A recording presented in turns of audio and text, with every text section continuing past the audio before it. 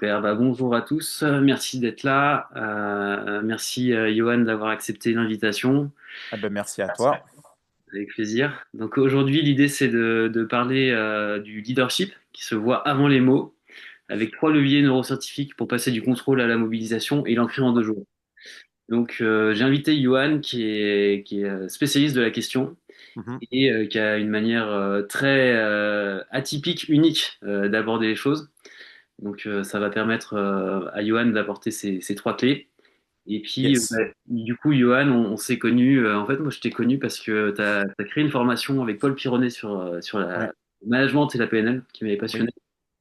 Et puis ensuite, je connaissais un coach de mon école qui a fait un week-end de bain glacé chez nous. Tu étais un peu branché, tu étais allé avec lui, donc on avait parlé de toi. Et voilà ce Ouais. qui nous mène à nous rencontrer aujourd'hui, à parler ensemble et à mettre en place un projet en commun qu'on vous parlera en fin de webinaire. Ouais. Donc oui, juste pour rebondir sur les trois leviers, en effet, on va parler surtout de leadership, le charisme, l'autorité naturelle. Il y a beaucoup de croyances autour de ça en disant, oui, mais c'est un petit peu inné. Certains ont du charisme, d'autres n'en ont pas. Et moi, en tant que manager ou en tant que leader, comment je peux développer ce charisme un petit peu avant même que je puisse utiliser.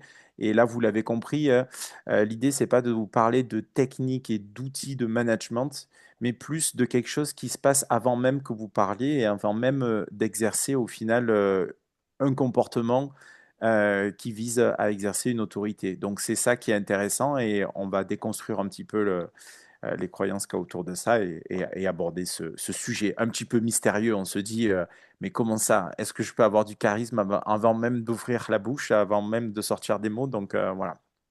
Exactement. Donc, comment va se composer ce webinaire? On a une demi-heure ensemble, donc on va être efficace.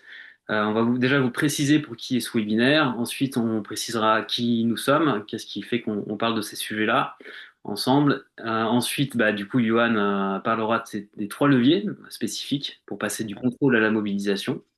Moi, je vous toucherai un mot sur ma spécialité qui est l'equi-coaching. Donc, c'est comment développer son leadership grâce à l'effet miroir du cheval. Je vous en dirai plus sur cette question-là. Et puis, on parlera en fin de webinaire du projet commun qu'on lance en Normandie, le bootcamp à venir. Donc, pour qui est ce webinaire? Si tu veux, Johan, je te laisse. Allez. La principale, une seule chose à retenir, en effet, toute personne qui souhaite développer au sens large le leadership, et ça a un impact au niveau équipe sur la cohésion et la performance. Donc ça, c'est le premier objectif. Donc c'est assez large. Le leadership, on peut l'exercer à la fois dans sa sphère professionnelle ou personnelle. Et dans tous les cas, travailler sur son leadership, c'est travailler sur l'impact qu'on peut avoir et donc la cohésion et donc la performance, j'entends, dans un groupe. Parce qu'un leader, il a pour vocation de mobiliser des gens autour d'une idée. Et donc, c'est travailler sur ça. Bon, par contre, voilà, je voulais casser direct une croyance, enfin, un élément fort, c'est que ça nécessite pour ça de se remettre en question et de baisser sa garde. Donc, la principale chose à faire dans ce genre de situation pour travailler sur le leadership, c'est se remettre en question. Donc, clairement, les personnes qui sont encore en position de résistance, parce que c'est pas facile de se remettre en question en profondeur, bah, clairement, ça va pas être utile. Bon, après, les gens qui lisent et qui s'intéressent à ce type de sujet, généralement, ils se disent oui, intellectuellement, j'ai envie de changer. Bon, après, il faut qu'ils se disent voilà, ok, je suis prêt à changer, je suis prêt à mettre en œuvre les actions, ce qui est encore un petit peu différent. Ben voilà, en gros, à qui ça s'adresse. Et donc, si vous êtes leader et que vous posez peut-être ces questions-là, comment Mhm. augmenter son impact, comment dépasser certaines peurs, par exemple la peur du rejet ou de la prise de parole, et comment gérer un collaborateur ayant une personnalité difficile, du coup, vous allez avoir des éléments de réponse dans ce webinaire. Voilà. Voilà, en complément, c'est ça, c'est un petit peu ce qu'on dit. Souvent, derrière le leadership et derrière ce qui ne se voit pas par les mots, il y a des peurs, il y a des croyances, on va en parler. Et souvent aussi, on est dans des situations de blocage. Je pense à la dernière question que tu as évoquée là, Jean-Marie, c'est comment gérer un collaborateur et une personnalité difficile. On en a tous. C'est impossible d'avoir une équipe qui dépasse 5-6 personnes où il n'y a pas un collaborateur qui génère la plupart des tensions relationnelles ou qui est en résistance. Et donc, c'est souvent, ça nous renvoie à beaucoup de choses en tant que manager, en tant que leader. Ça nous renvoie à sa légitimité, ça nous renvoie à ben, ses peurs peuvent être profondes et ça génère des comportements un petit peu, euh, on va dire, non appropriés du manager. Et c'est souvent des situations très difficiles à gérer pour les managers. Et donc, on va voir comment on traite ça. Tout à fait. Alors, pour vous parler de ces sujets, on va vous dire rapidement qui nous sommes. Donc, bah, Johan, je te laisse Allez. commencer. Alors moi, je vais raconter un petit peu mon histoire aussi en moins de 5 minutes. L'idée, c'est que j'ai une formation de base d'ingénieur dans le domaine de l'environnement. J'ai commencé ma carrière dans des petits groupes et puis après un plus grand groupe. Et de manière assez naturelle, quand on est bon ingénieur et qu'on développe l'aspect commercial, etc., l'évolution naturelle dans un grand groupe, c'est de devenir manager. Et pour moi, ça a été une date marquante, 2012, parce que c'est la première fois que j'ai dirigé une équipe. Donc au début, c'était 3, 4, et après, ça a été jusqu'à 10, des équipes d'ingénieurs environnement. Et là, pour moi, ça a été un grand choc et à la fois une grande prise de conscience parce que je pensais que, comme beaucoup, qu'être manager, c'était du bon sens et assez intuitif. Ce qui est vrai d'une certaine manière, mais ça dépend un petit peu avec quelle base on commence. Et donc, j'ai managé avec mes bases à moi, qui n'étaient pas forcément très saines, notamment en rapport à l'autorité un petit peu spécifique. Et donc, forcément, j'ai généré un petit peu des dégâts à la fois sur moi et à la fois sur mon équipe. Donc, j'ai dû rapidement me former à beaucoup d'outils. Mais donc, tu as parlé tout à l'heure de la PNL, ça fait partie des premiers outils que j'ai appris pour améliorer mon management. Et j'ai tellement aimé en fait l'accompagnement et le développement personnel et professionnel que j'en ai fait mon métier. Et j'ai proposé à ma boîte de devenir coach interne, c'est-à-dire accompagner les managers qui étaient en difficulté au sein de la boîte. Donc c'était une grosse boîte, on était 4000 personnes, il y avait à peu près 200 managers et j'ai pu faire des programmes d'accompagnement pour tous ces managers. Donc il y a à peu près la moitié qui ont suivi le parcours, 2 ans d'évolution, donc avec de l'accompagnement individuel et collectif. Et puis, depuis 2018, j'ai créé ma structure qui s'appelle La Révolution des leaders, où il y a le logo avec le colibri. Donc, ça en dit long aussi sur mon intention. Il y a le mot leader et il y a le mot évolution avec le petit clin d'œil à révolution, parce que, voilà, c'est tout le paradoxe aussi de évoluer, mais faire une petite révolution interne aussi pour être un bon leader. Voilà, et aujourd'hui, ben, après 10 ans de réflexion sur toutes les techniques et les approches managériales, la méthode qu'on va vous présenter à la fin et qui se cristallise par le bootcamp, c'est ce que j'ai appelé la méthode Equinox. Johan. Du coup, bah, en ce qui me concerne, Jean-Marie Villancourt, moi je suis issu d'une école d'ingénieur en agriculture environnement. Je me suis spécialisé en gestion conseil et après j'ai eu l'occasion d'avoir des expériences de manager, de gestion de projet aussi. Et c'est vrai que quand j'étais manager, j'étais face à différents défis et je me suis dit mince, en fait mes cours que j'ai eu en management sont pas suffisants. Et plus tard, j'ai découvert l'approche de l'equi-coaching, où je me suis dit, en fait, grâce au cheval, ça permet de travailler sa relation, sa capacité à poser des limites, à mieux communiquer, à mieux faire équipe. Et donc, ça m'a beaucoup parlé. Et donc, je me suis formé à l'equi-coaching, à la fois parce que j'ai une passion pour l'humain et la relation avec le cheval. Je me suis formé au coaching, à l'equi-coaching. Et donc, depuis 2021, j'ai créé Equi-coaching autrement, voilà, pour faire équipe autrement, pour se connaître autrement. Et j'ai eu du coup le plaisir et l'honneur d'accompagner différentes équipes plutôt de grands groupes, hein, SNCF, Crédit Agricole, Sanef, et aussi des PME et des individuels. Et donc je propose ça en Normandie et en France, avec toujours ces valeurs de bienveillance, de dépassement de soi aussi et d'entraide qui me sont chères.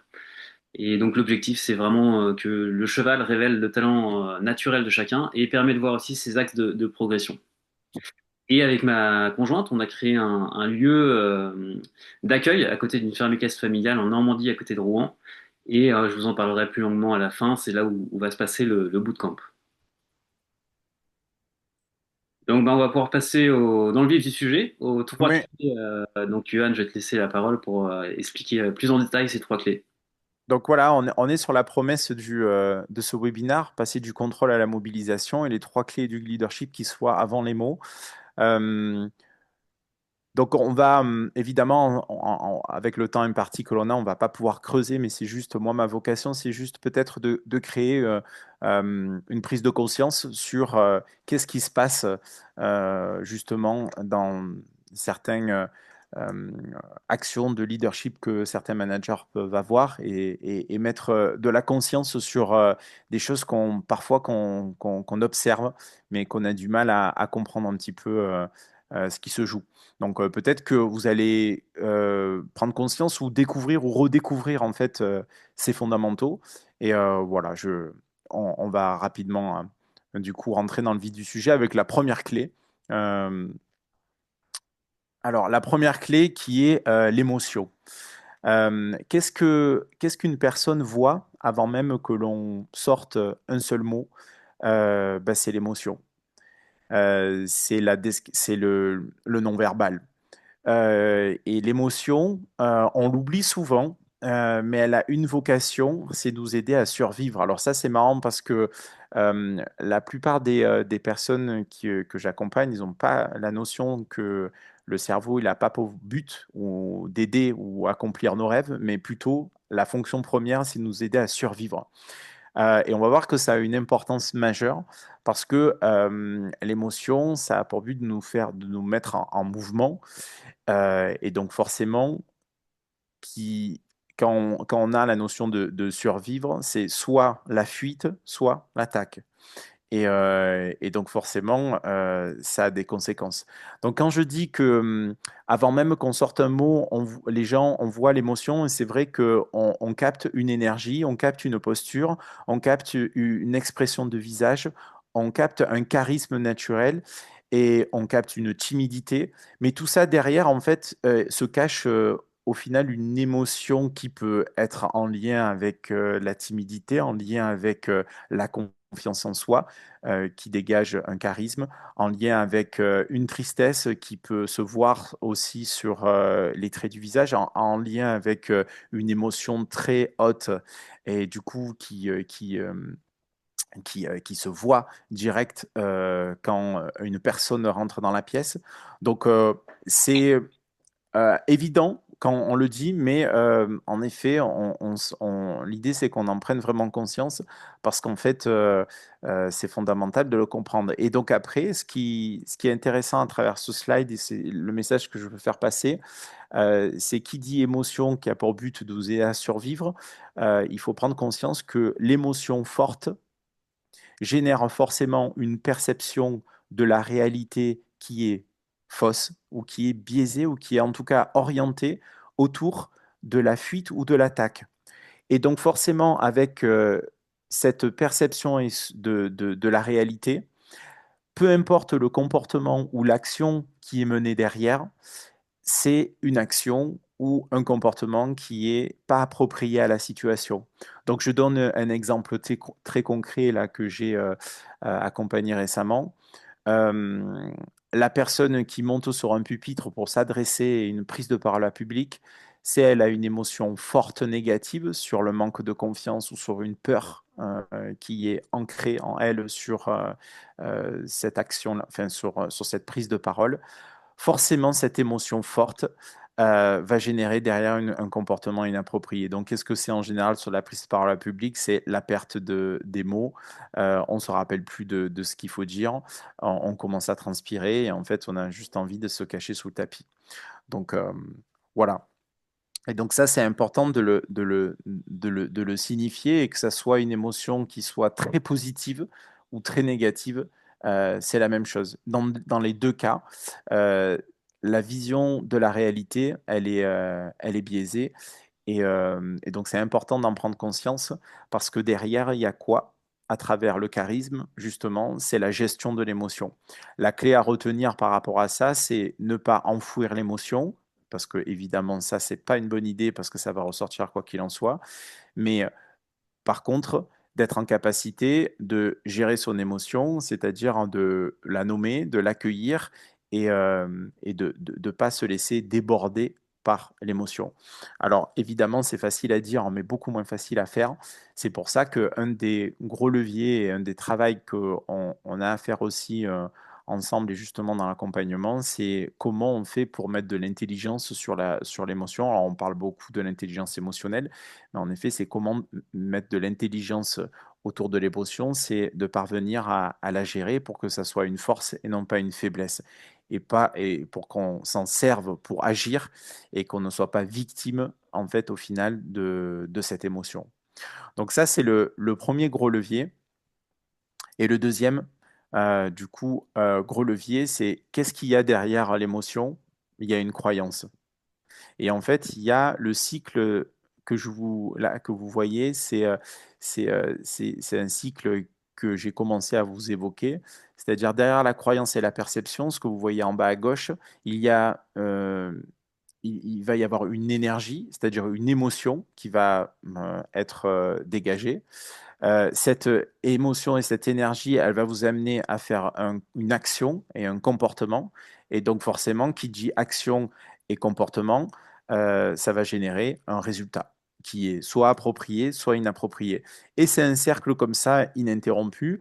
Donc le deuxième gros levier, la deuxième prise de conscience, c'est qu'une fois qu'on prend conscience que avant même qu'on sorte un mot, ben, c'est l'émotion que l'on voit, on se dit, OK, mais comment la deuxième question qui a à se poser, c'est comment moi je gère mon émotion.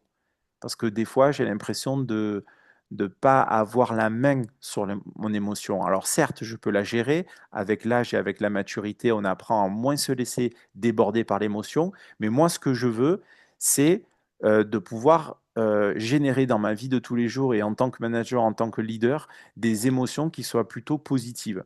Donc là, l'idée, c'est de travailler sur les croyances parce que une croyance, à partir du moment où elle est limitante, ben, elle va générer forcément une énergie qui va être limitante. Et donc, comme vous le voyez, c'est action, résultat, limitant aussi. Donc, qu'est-ce que c'est une croyance? C'est une décision que le cerveau a pris pour, toujours pareil, n'oubliez pas, le cerveau, il a une vocation, c'est de vous protéger. Donc, une croyance, c'est une décision qui a été prise pour vous protéger. Donc, bien souvent, quand elle a été prise dans votre première expérience professionnelle, voire votre enfance ou votre adolescence, ben, cette décision, elle a été prise en fonction de la maturité de l'époque.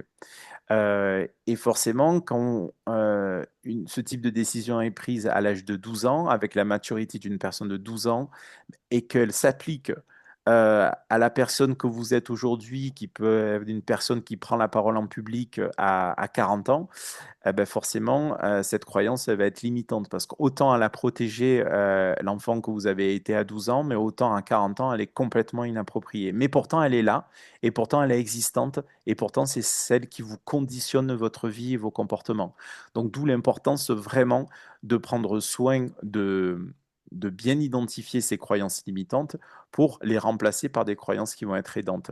Et donc, là aussi, c'est un travail qui se fait en profondeur, mais c'est un travail qui est possible en déconstruisant au final l'origine de la croyance et en construisant au final, en la remplaçant par une croyance qui va être aidante.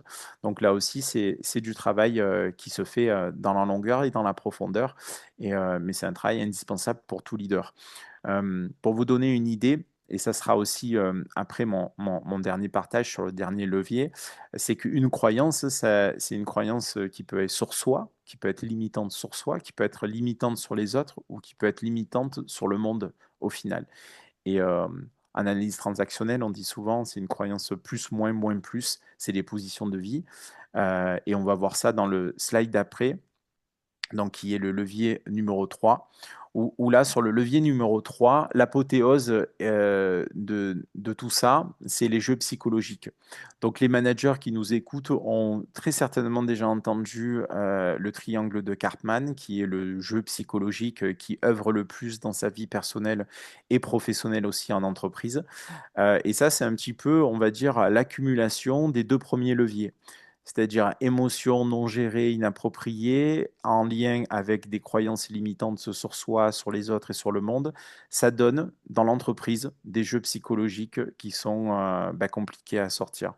Et donc, quand on parle aussi, on revient à la promesse initiale, passer du contrôle à la mobilisation. C'est un petit peu ce qu'on essaye de faire en sortant du triangle de Karpman. Alors juste, voilà, quelques minutes encore autour du triangle de Karpman. Qu'est-ce que c'est le triangle de Karpman? C'est, on va dire qu'il y a trois pôles, il faut deux personnes. Donc, de manière naturelle, un manager, il est polarisé soit plutôt côté loi, et il a tendance à donner beaucoup de cadres et à être perçu à bien des égards, à juste titre des fois et des fois de manière injustifiée comme un persécuteur.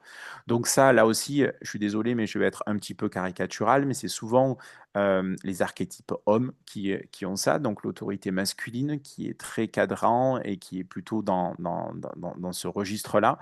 Et puis après, en l'inverse, aussi, je m'excuse pour la caricature, mais on est plutôt dans l'énergie féminine, où là, on est plutôt dans le côté sauveur et dans le lien et dans l'investissement, le surinvestissement de cette polarité-là. Donc, le sauveur, il appelle aussi une victime hein, qui n'est pas autonome et qui appelle donc le manager à l'assister constamment. Et donc voilà, comme naissent le triangle psychologique de Karpman, c'est-à-dire que à la fois on peut être perçu comme un persécuteur, donc un collaborateur il dit oui, bah, il exerce trop de lois, donc je me sens persécuté par lui, ou une victimisation un petit peu différente en prenant aucune autonomie et en ayant aucune autonomie et en prenant aucune initiative, on se place aussi en position de victime et on attend de son manager ou de son leader qu'il fasse tout à la place. Voilà.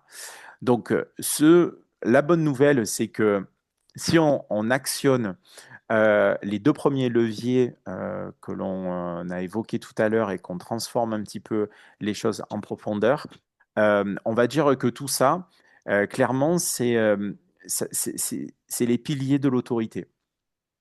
On dit souvent que dans l'autorité, l'autorité, c'est un équilibre entre le lien et la loi.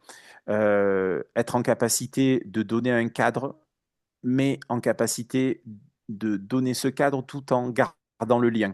Donc c'est un équilibre qui n'est pas facile forcément à avoir tout le temps, mais en tout cas c'est uniquement cet équilibre qui permet d'être opérant dans la construction d'une équipe vertueuse. Et donc ça c'est l'autre slide où là c'est on va dire c'est le triangle de Karpman mais côté positif. Donc une loi, quand un cadre, quand elle est bien constituée, quand elle est bien communiquée, elle n'est pas perçue par les collaborateurs comme étant une persécution, mais plutôt le cadre donne aux collaborateurs des permissions. Le lien, quand ce n'est pas un excès de lien, le collaborateur ne se place pas en victime et n'attend pas de son manager qui vienne le sauver, mais le lien lui apporte une protection. Et enfin, quand un manager parvient à bien équilibrer le lien et la loi, ses collaborateurs, ils n'appellent pas une position de victime, mais plutôt une position de puissance qui apporte à l'équipe, d'un point de vue global, de l'autonomie, de l'engagement et de la créativité. Donc voilà, comment passer, on va dire, du triangle psychologique négatif au triangle pédagogique, c'est en équilibrant tout ça. Voilà. Voilà, c'était pour mes trois leviers. Alors bien évidemment, on peut creuser encore, mais dans l'idée, c'est que c'était important de poser ce cadre-là parce que on voit bien qu'à travers ces trois leviers et ces trois outils, l'ensemble de nos apports, que ça soit moi, soit toi, Jean-Marie, ils ne se situent pas sur des techniques, on va dire, de management, qui soient des techniques qu'on peut retrouver dans la plupart des accompagnements managériels. Mais là, on est plutôt sur des techniques transformationnelles en profondeur. Voilà.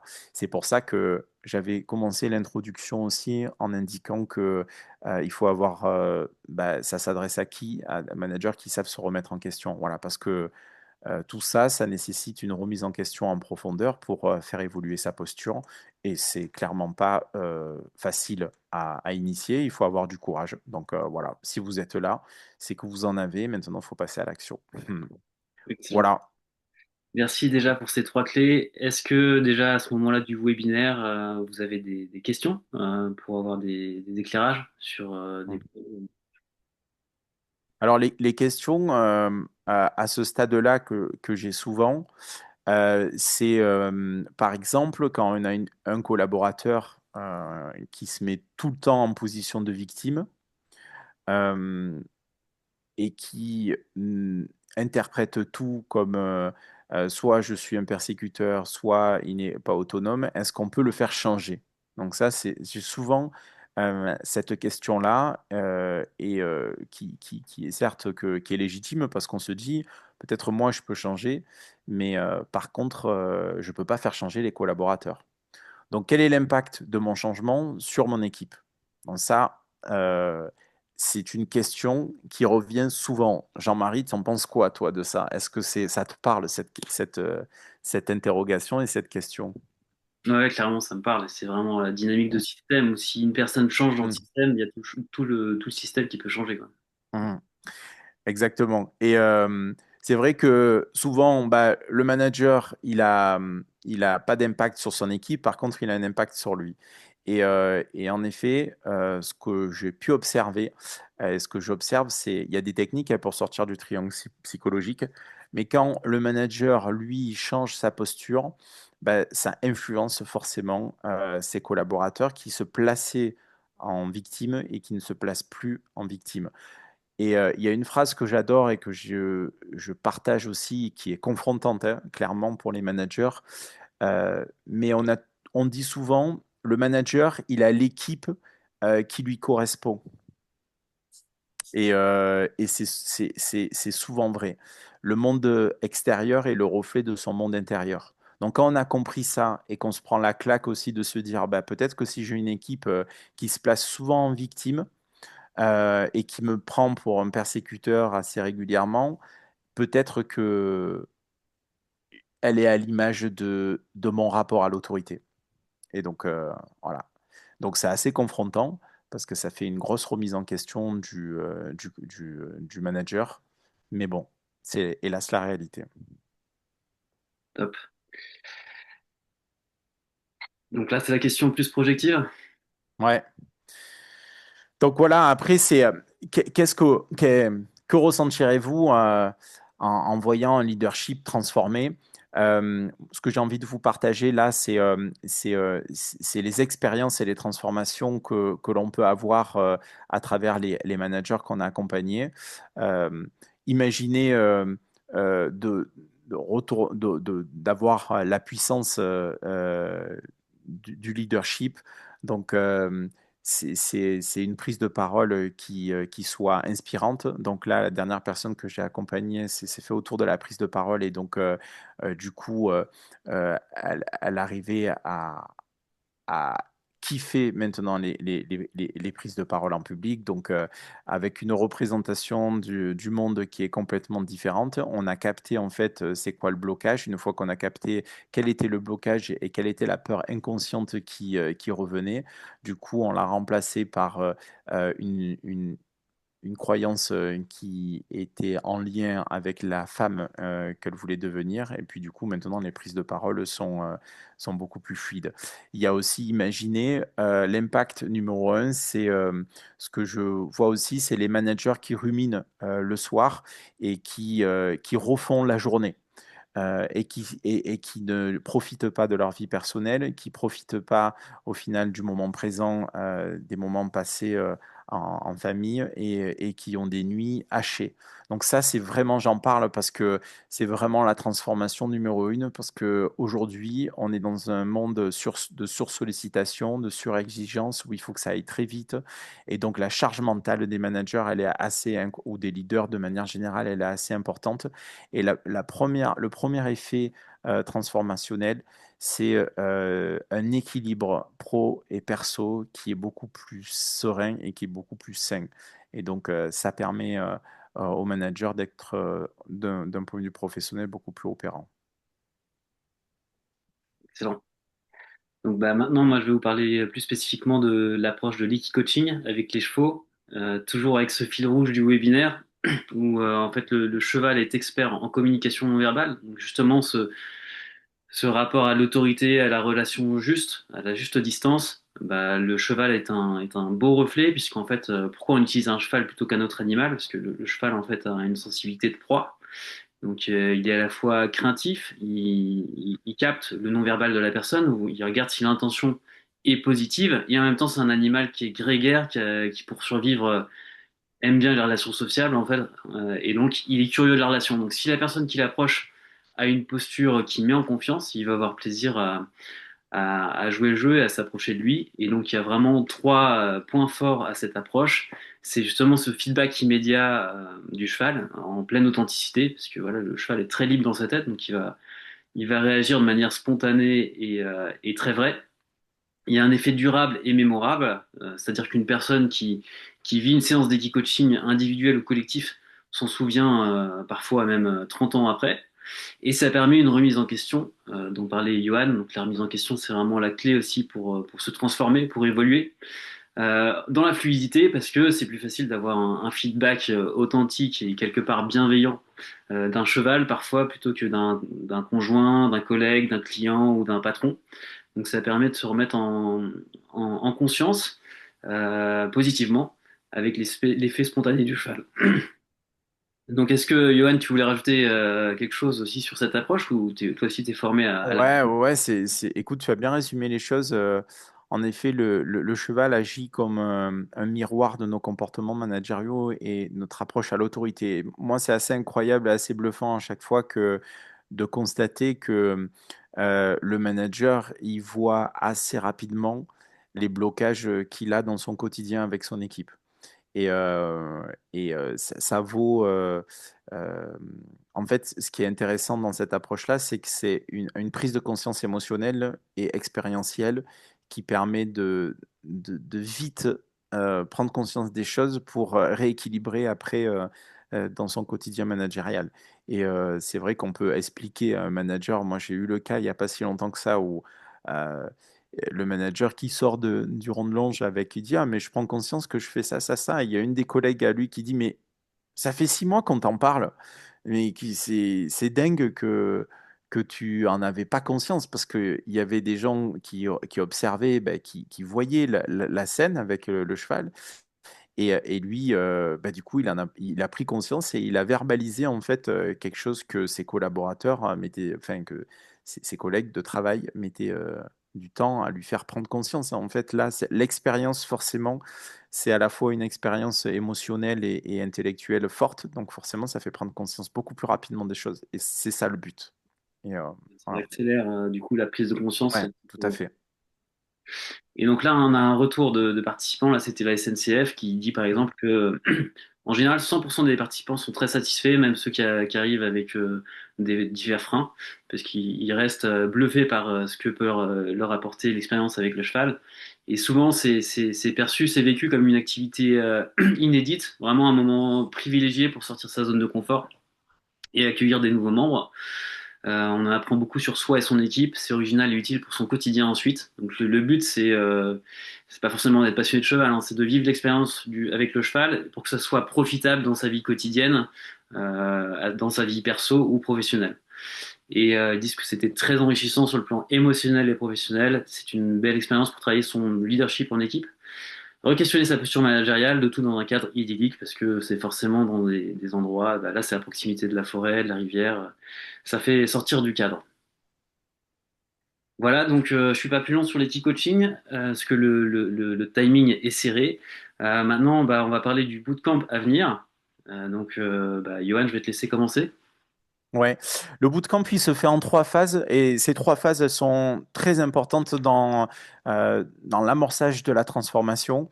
La première phase, c'est de prendre conscience en fait à travers une phase préparatoire de là où on en est. Donc là, c'est un travail que l'on fait avec les managers pour qu'ils puissent avoir une cartographie précise de ce qui les limite, de ce qui leur fait peur et une cartographie précise du système dans lequel ils évoluent avec leurs collaborateurs. On part du principe que au plus on met de la conscience sur la problématique et sur l'enjeu, au plus la transformation va être forte et puissante. Pourquoi? Parce que le cerveau, là aussi, il va faire des liens entre ce qu'il a identifié comme étant la source de préoccupation et le sujet à transformer avec l'expérience qu'il va vivre de suite après. Et, euh, et ça, c'est une phase qu'il ne faut pas négliger et qui est indispensable aussi. Donc la phase 2, c'est l'expérience immersive et émotionnelle. Là aussi, je pars du principe je pense que on connaît tous des formations et des accompagnements managériaux où on aborde beaucoup d'outils, où on aborde beaucoup de techniques. Et c'est très bien pour aborder et pour gérer les choses en surface. Mais là, nous, notre vocation, c'est vraiment un changement de posture. Et sans émotion, sans expérience forte, il n'y a pas de changement de posture. Et j'ai l'habitude de donner cet exemple. Tout le monde se souvient ce qu'on faisait le 11 septembre 2001. On savait où on était. On a une mémoire assez forte de ce qu'on était en train de faire. Pourquoi? Pour la simple et bonne raison, c'est que on a associé à cet événement une émotion forte. Et donc, voilà, tout ça pour dire que le cerveau, il fonctionne comme ça. C'est-à-dire que quand il a une expérience forte et émotionnelle, il retient et il transforme. Donc, l'idée, c'est de créer un petit peu notre 11 septembre en nous. On cible ce qu'on veut transformer, on crée notre 11 septembre à travers une expérience immersive et émotionnelle forte pour transformer en profondeur le manager. Et après, forcément, il faut ancrer ça dans la durée. Et là, l'idée, c'est pas de lâcher les gens un petit peu comme ça, mais qu'ils repartent avec un vrai plan d'action et des critères d'évaluation de l'efficacité du dispositif qui peuvent, qu'ils auront à identifier de manière à ce qu'ils puissent avoir et suivre leur impact. Donc, c'est la phase 3, celle-ci, c'est ce qu'on a appelé intégration et plan d'action. Voilà, étant donné qu'on traite des sujets qui sont quand même assez spécifiques sur le leadership, l'émotion, les croyances, etc. Forcément, l'approche pédagogique est un petit peu différente parce qu'elle a pour objectif de toucher des sujets qui sont forcément aussi un petit peu atypiques, mais qui sont tellement importants pour un leader. Donc, oui, c'est un petit peu à qui ça s'adresse, mais en gros, qu'est-ce que vous allez vivre? C'est pas de la théorie, de la psy lourde, en fait, vous avez compris. Il n'y a pas de protocole compliqué ni des heures de théorie sans impact.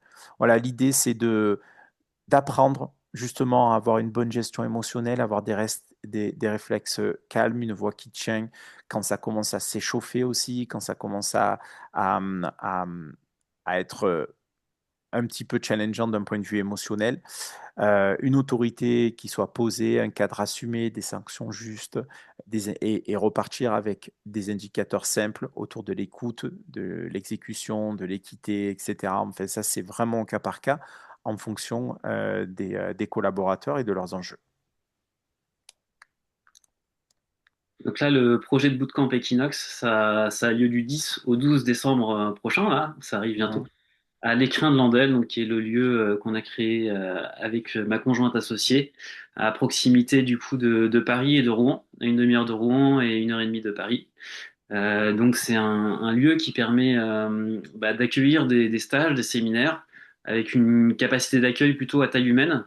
Là, les places vont être limitées à 8, justement, pour garder une certaine qualité d'échange. Et c'est ce que le lieu aussi permet, avec la rivière de Landelle, la forêt, dans un cadre plutôt champêtre et paisible. Donc, suite à cette proposition, il y a deux chemins qui s'offrent à vous, soit continuer comme vous avez toujours fait et obtenir les mêmes résultats, c'est ce que disait Einstein, soit effectivement faire le pas et oser ce saut-là de participer à un bootcamp comme Equinox pour voir sa vie se transformer et changer. Alors moi, ce que je trouvais intéressant à vous partager, c'est un petit peu la courbe d'apprentissage et la courbe, on passe, comment les experts deviennent des experts, en fait, au final. Donc là, avec ce webinaire et dans le premier travail que vous allez faire avec nous, vous allez être sur les deux cadrans de gauche. C'est-à-dire que bah, au début, on n'est pas forcément conscient qu'on ne sait pas. Et là, pour les thématiques du leadership, c'est pas évident de comprendre en fait qu'on a un impact sur le leadership, que en fait que notre équipe elle est à l'image du rapport à l'autorité que l'on a, etc. Donc là, on passe de je ne savais pas que j'avais au final un impact là-dessus à je commence à savoir et je commence à comprendre en fait que je peux être un des principaux protagonistes et du coup, je prends conscience qu'en fait, que je ne sais pas comment gérer mon autorité, comment améliorer mon leadership, comment essayer de faire les changements en profondeur. Et donc, l'idée de l'accompagnement, c'est après de passer dans la phase apprentissage. Donc, je sais maintenant que je sais et je fais les choses un petit peu consciemment en ayant en tête les outils et les techniques que l'on aura apprises ensemble. Et le but ultime, c'est qu'après, ça soit fluide et les experts, ils font les choses sans vraiment, en fait, au final, en avoir conscience parce que c'est devenu comme une seconde nature. Donc, le but ultime, voilà, c'est ça, c'est devenir l'acquisition d'expertise et que ça devienne tous des experts en final, en management et en leadership. Voilà, je trouvais intéressant de reprendre un petit peu les fondamentaux des phases d'apprentissage parce qu'en fait, on attache beaucoup d'importance à la pédagogie à travers cet accompagnement. Donc voilà.